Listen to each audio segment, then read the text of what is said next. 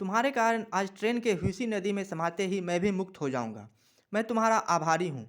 रेहान को तो अब गुस्सा आ रहा था। मजाक की भी एक हद होती है। वह बोला, नहीं नहीं चचा, आप कुछ भूल रहे हैं। पुराने सिक्कों से भरे बक्से में आपको आलिया की कुछ खून की बूंदी भी तो डालनी होंगी। यह सुनकर ऋषभ और आलिया हंसने लगते हैं। ऋषभ ने हंसते हुए कहा, आलिया, अगर तुमने मुझे पहले मार डाला तो तुम शायद मरने से बच जाओगी। कुछ ऐसी ही कहानी थी ना फाइनल डेस्टिनेशन की। तीनों खूब हंसे। आलिया बोली, पायरेट्स ऑफ द कैरिबियन की तरह यहाँ कंकाल भी तो नजर आने चाहिए थे ना। बूढ़े ने पूछा, अच्छा बताओ कितना बज रहा है। आलिया ने घड़ी देखकर बताया, 12:15। बूढ़ा बोला, ठीक 12:29 पर यह ट्रेन न्योतो पुल से गिरकर ह्यूसी नदी में समा जाएगी। बूढ़े की बातों में गजब का आत्मविश्वास था। तीनों फिर से डर जाते हैं। सन्नाटा छा जाता है।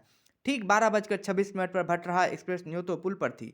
नीचे विशाल का ह्यूसी नदी, चांदनी रात थी। हवा की गति भी कुछ ज़्यादा ही थी। चांद की रोशनी में हिलोरे मारती हुई पानी की लहरों को साफ दिखा जा सकता था। किसी और दिन तीनों को चांद की मनोरम रोशनी में पानी की लहरें जरूर सुंदर और आनंददायी प्रतीत होती, परंतु आज नहीं। आज हुसी नदी की अपार जल राशि खौफनाक लग रही थी। पुल पर आते ही ट्रेन की आवाज़ डरावनी हो गई। ट्रेन ट्रेन थोड़ी धीमी जरूर हो गई थी। तीनों को ऐसा लग रहा था कि मानो ट्रेन हवा के वेग के कारण हिल रही हो। आलिया और ऋषभ का डर के मारे बुरा हाल था। आलिया तो रुआंसा हो चुकी थी। त्रेहान सिर्फ बूढ़े को देख रहा था। बूढ़े के चेहरे पर मंद मंद शैतानी मुस्कुराहट को वह साफ तौर पर पढ़ पा रहा था। 12:29।